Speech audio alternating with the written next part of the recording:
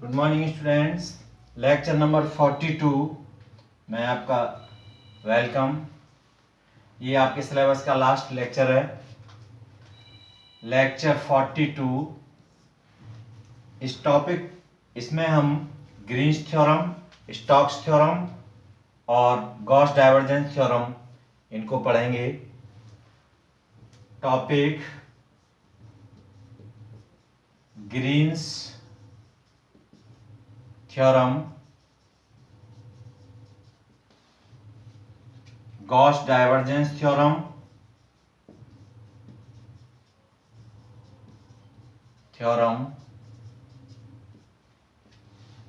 And Stokes theorem.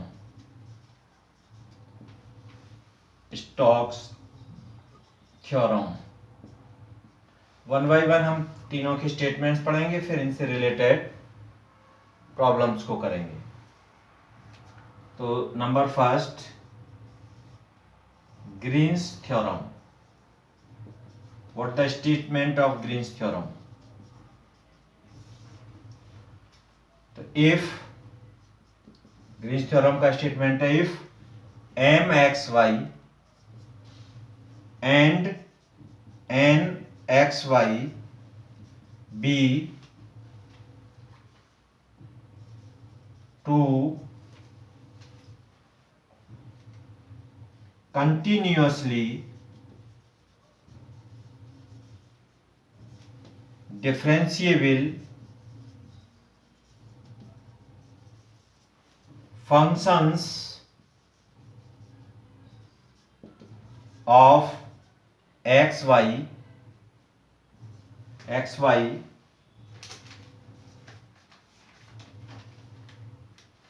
in a region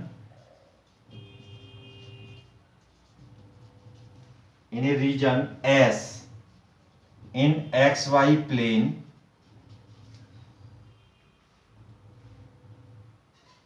bounded by a simple closed curve C, then line integral f dot line integral m dx plus n dy becomes to surface integral del n over del x minus del m over del y dx dy, where C is taken in positive sense. This is the statement of Green's theorem. m x y और n x y दो continuously differentiable functions हैं x और y के किसी reason S में। Reason कहाँ है आपका? xy प्लेन में, और C एक सिंपल क्लोज्ड कर्व है। तब line integral of m dx plus n dy, where m और n are functions of xy, which is equal to surface integral del n over del x, और differentiate करेंगे with respect to x n को partially और m को partially differentiate करेंगे with respect to y this and dx dy। तो इसकी surface integral के equal होगा, जहां पर c आपका पॉजिटिव कर्व है, जो पॉजिटिव सेंस में उसको कंसीडर करेंगे। तो ये स्टेटमेंट है ग्रीन्स थ्योरम का। तो इस थ्योरम में हमें लाइन इंटीग्रल को फाइंड आउट करना होता है सरफेस इंटीग्रल की हेल्प से। तो हम इसको इस्तेमाल करके, और एक तो इससे रिलेटेड क्वेश्चन जो आते हैं वो लाइन इंटीग्रल फाइंड आउट करने के लिए आएगा by the help of the Green's theorem, तो आप इस थ्योरम की हेल्प से निकाल सकते हैं। दूसरा, इसको ग्रीन्स थ्योरम को वेरीफाई करने के लिए तो आपको ये लाइन इंटीग्रल निकालना है और फिर आपको ये सरफेस इंटीग्रल निकालना है इसका, और दोनों को इक्वेट कर देना है, तो आपकी ग्रीन्स थ्योरम वेरीफाई हो जाती है। तो ये आपका ग्रीन्स थ्योरम का स्टेटमेंट है। इसके बाद Gauss divergence theorem.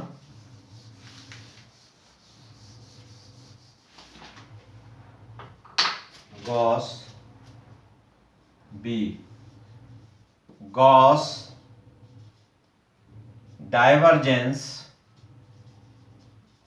Theorem. Statement of this theorem: if f is a continuously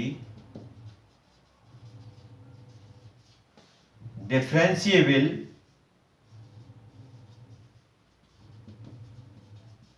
vector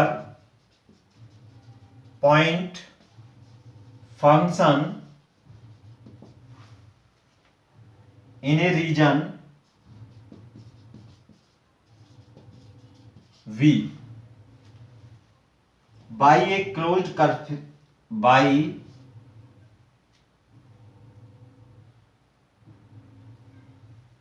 V enclosed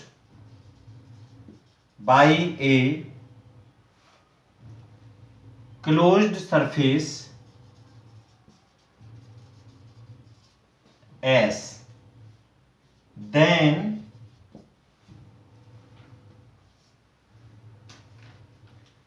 surface integral f dot n ds equal to volume integral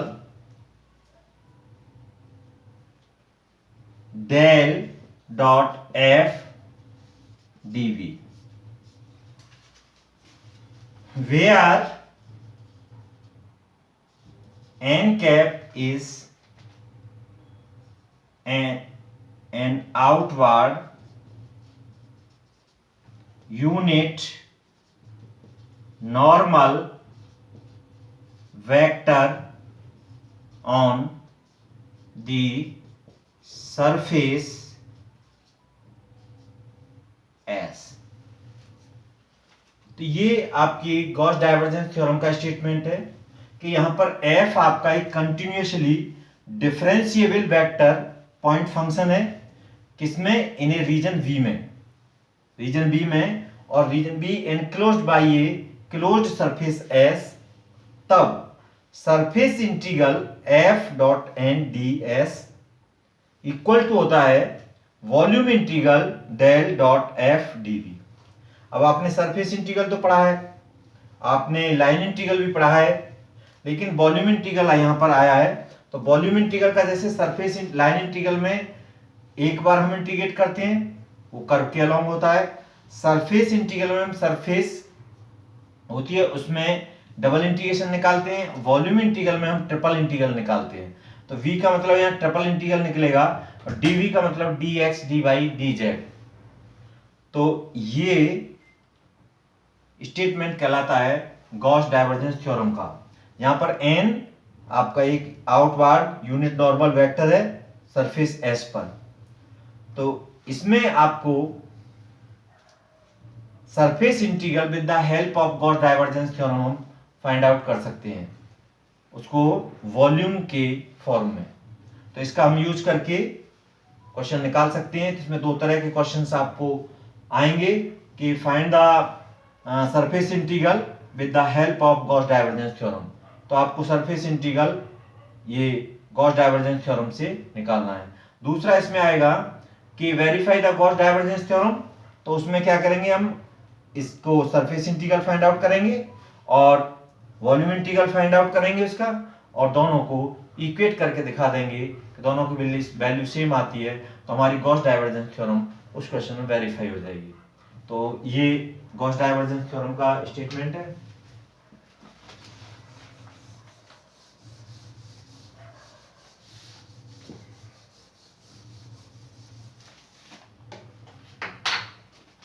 now third C is Stokes theorem।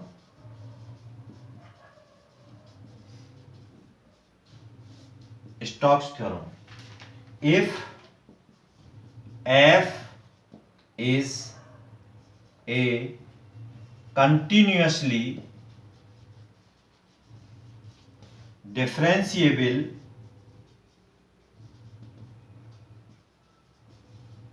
Vector point function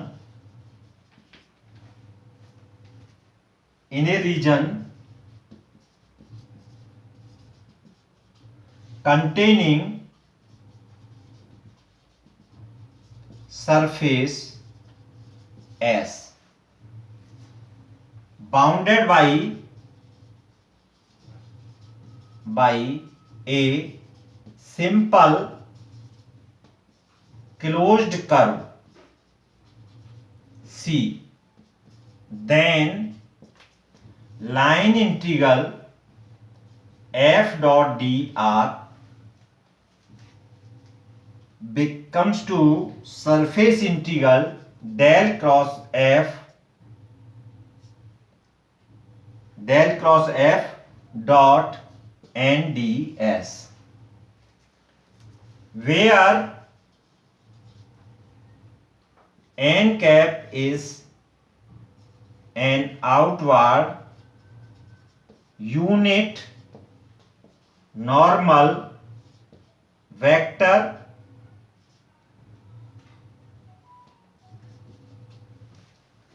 on the surface S। अब ये जो statement है ये आपकी Stokes theorem का है, जहां पर f एक वेक्टर पॉइंट फंक्शन है जो कंटिन्यूअस है और डिफरेंशिएबल है, और S वो कंटेनिंग सरफेस S, और वो S सरफेस है उसकी बाउंडेड बाय ये simple close curve C, bounded है क्लोज कर्व C से, तब line integral becomes to the surface integral of del cross f dot n ds। तो मतलब del cross f, this is the vector curl f, this is the curl f, इसको हम curl f भी ले सकते हैं, curl f equal to del cross f। तो this is, तो where n is an outward unit normal vector on the surface S। तो इसमें हम क्वेश्चंस जो सॉल्व कराने के लिए आते हैं, तो एक तो हमारे पास ये होगा कि स्टोक्स थ्योरम की हेल्प से लाइन इंटीग्रल फाइंड आउट करना, तो हम ये इस्तेमाल करके फाइंड आउट कर सकते हैं, या स्टोक्स थ्योरम की हेल्प से हम सरफेस इंटीग्रल फाइंड आउट करें इसका डेल क्रॉस f, तो हम ये इस तरह से फाइंड आउट कर सकते हैं। दूसरा, स्टोक्स थ्योरम को वेरीफाई करवाने के लिए आएगा, तो हम क्या करेंगे कि ये वैल्यू निकालेंगे और ये वैल्यू निकालेंगे और दोनों को इक्वेट कर देंगे, दोनों की वैल्यू सेम आएगी, तो हमारी स्टोक्स थ्योरम वेरीफाइड हो जाएगी। तो इस तरह के क्वेश्चंस इसमें आते हैं। तो इस लेक्चर में 3 थ्योरम्स हैं, ग्रीन्स, गॉस और स्टोक्स। तो तीनों का हमने स्टेटमेंट यहाँ डिस्कस कर दिया है, और अब इससे रिलेटेड क्वेश्चंस हम सॉल्व कर रहे हैं।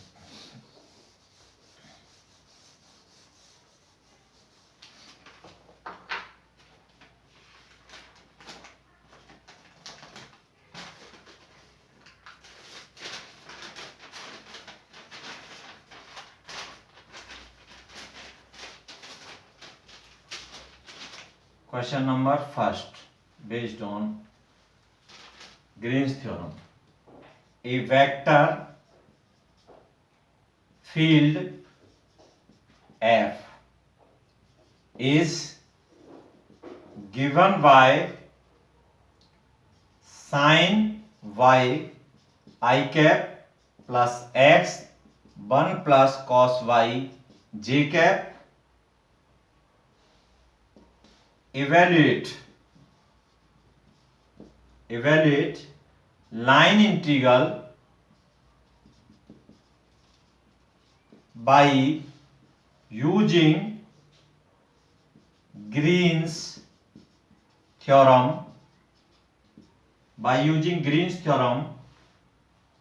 where C is the circular path given by x square plus y square equal to a square। अब इस क्वेश्चन में हम देखें तो हमें f गिवन है, उसका लाइन इंटीग्रल फाइंड आउट करना है बाय यूजिंग ग्रीन्स थ्योरम। जहां पर सी जो कर्व है वो आपका सर्कुलर पाथ है, क्लोज्ड पाथ है, given by this circle X square plus Y square equal to A square. X square plus Y square equal to A square आपका circle है जिसकी रेडियस ए है, ये आपका कर्व है और ये एफ है। तो given that F equal to sine Y I plus X 1 plus cos Y J in xy plane, because C is in xy plane, so z equal to 0. Thus position vector of any point P in xy plane, P in xy plane equal to r equal to xi plus yj. So this implies that dr equal to I cap dx plus j cap dy. So line integral equal to c f dot dr. अब ये f हमें given है तो c f है आपका sine Y I cap plus X 1 plus cos Y J cap dot product D R I cap D X plus J cap D Y.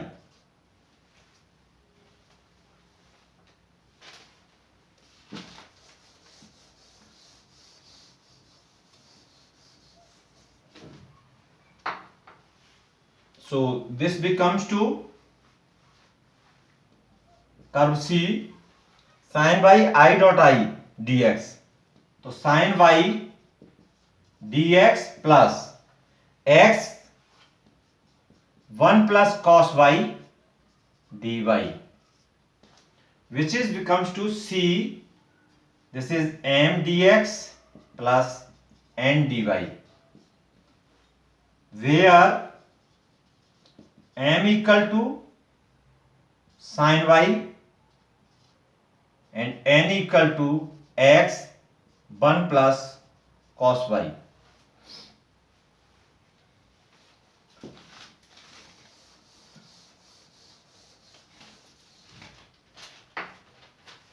But by Green's theorem we have, हम Green's theorem से जानते हैं कि c m dx plus n dy equal to होता है surface integral del n over del x minus del m over del y dx dy. So this becomes to a surface integral. अब del n over del x, तो हम n को x के respect partially differentiate करेंगे तो y as a constant काम करेगा, तो इसका करेंगे del n over del x, तो x का 1 हो गया 1 plus cos y minus del m over del y, इसको पार्शियली डिफरेंशिएट करेंगे विद रिस्पेक्ट टू y, तो ये cos y dx dy. So this becomes to surface integral, ये plus minus cancel, तो dx dy. तो in surface integral double integral है surface में और z इक्वल टू यहां पर 1 है, तो जब हम डबल इंटीग्रल में हमने पढ़ा था कि z इक्वल टू 1 हो जाता है, surface equal to 1 fxy equal to 1, तो उस समय हमें सरफेस डबल इंटीग्रेशन देता है एरिया। अब एरिया यहां सरफेस क्या है आपकी X square plus Y square equal to A square. आपकी जो सरफेस है वो X square plus Y square equal to A square. अब इससे डिनोट हो रही है दिस इज fxy। तो ये सरफेस आपकी एक सर्कल है और सर्कल का जो एरिया है वो होता है पाई ए स्क्वायर, तो इसकी जो वैल्यू होगी वो पाई ए स्क्वायर। अगर यहाँ z is the function of X Y की वैल्यू होती तो तो z इक्वल टू 1 आ जाता है तो एरिया को देता है, और z equal to function of X Y होता है तो वॉल्यूम आता है। तो यहाँ पर z नहीं है, यहाँ पर 1 है z की value, F X Y equal to 1 है, तो आपके ए का, तो सर्कल का एरिया होता है पाई आर स्क्वायर, ए आपका यहाँ पर है ए, आर ए आपका रेडियस जो है ए है, तो ये हो गए पाई ए स्क्वायर, तो इसकी वैल्यू हो गई। तो इस लाइन इंटीग्रल और ये आपका इसके इक्वल है, तो पाई ए स्क्वायर आ गई लाइन इंटीग्रल की वैल्यू ऑफ दिस क्वेश्चन। तो हमने इसको ग्रीन्स थ्योरम की हेल्प से लाइन इंटीग्रल को फाइंड आउट किया।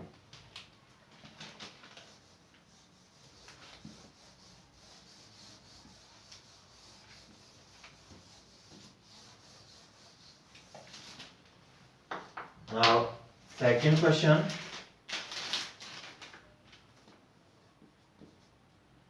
If S is the surface of the sphere, x square plus y square plus z square equal to 1, then evaluate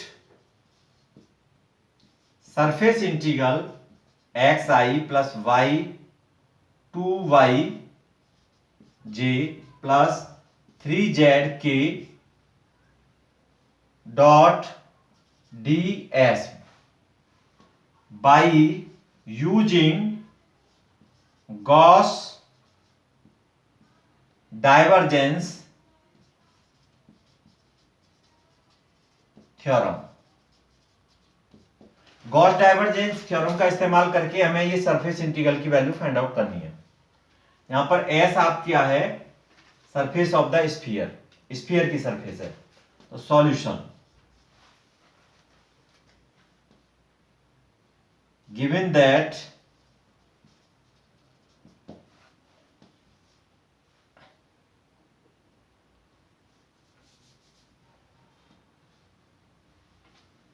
ये है आपका let F equal to x i plus 2y j plus 3z k, then surface integral x i plus 2y j plus 3z k dot d S become to surface integral f dot ds which is equal to surface integral f dot n cap ds, because as n ds bar equal to n cap ds by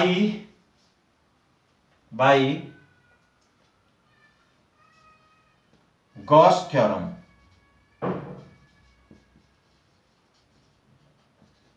we have SF dot NDS equal to volume del dot F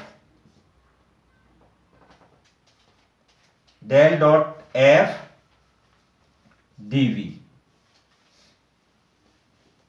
So this becomes to volume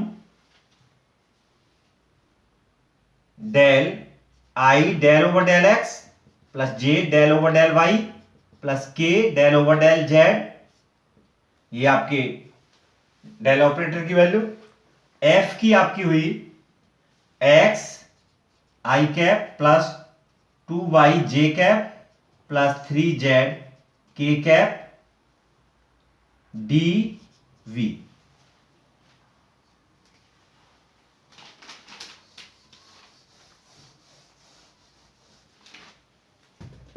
So this becomes to volume V I dot I 1 del over del x, x का 1 plus j dot j 1 del over del y 2y, तो 2 plus k dot k del over del z 3z, तो 3 dv. This becomes to V 6 dV और 6 volume dV। तो here यहां पर ये volume है dx dy dz, और volume किसका है? स्फीयर का। तो ये 6 और स्फीयर है आपका X square plus Y square plus Z square equal to 1। तो यहां पर स्फीयर की रेडियस दे रखी है आपको 1 सरफेस की। तब रेडियस 1 है तो वॉल्यूम स्फीयर का क्या होता है? 4/3 पाई ए क्यूब, और ए है आपका 1 रेडियस, तो ये हो गया 2 4 जा 8 पाई।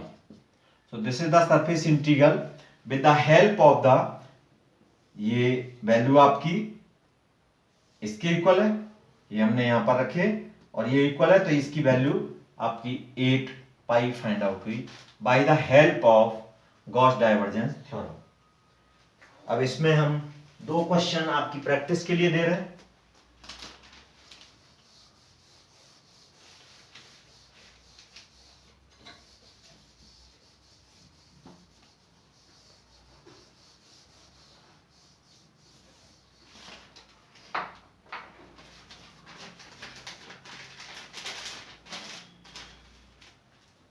Question for practice.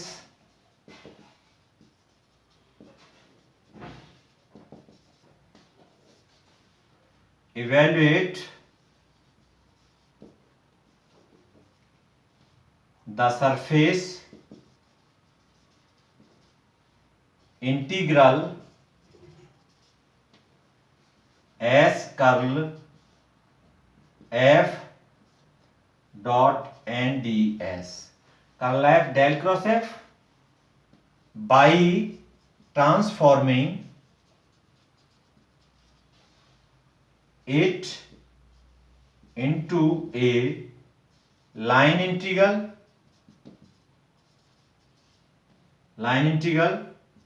S being the part of the surface of the paraboloid z equal to 1 minus x square minus y square, for which z greater than equal to 0 and f equal to y I cap plus z j cap plus x k cap. Question number 2, using Green's theorem to evaluate the integral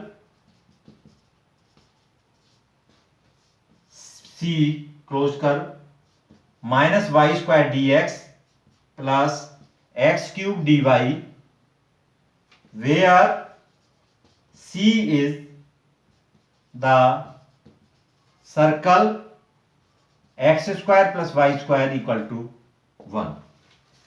तो ये दोनों questions की आप practice करेंगे। ये आपका Stokes theorem से होगा, ये ग्रीन्स थ्योरम से होगा, इन दोनों का। इसका हम surface integral by transforming it into a line integral, तो लाइन इंटीग्रल निकाल करके इसकी वैल्यू हो जाएगी, ये curl F del cross F होता है, और जब ये कर्ल एफ की वैल्यू 0 आ जाती है तो आपका लाइन इंटीग्रल 0 हो जाएगा। तो उसमें आप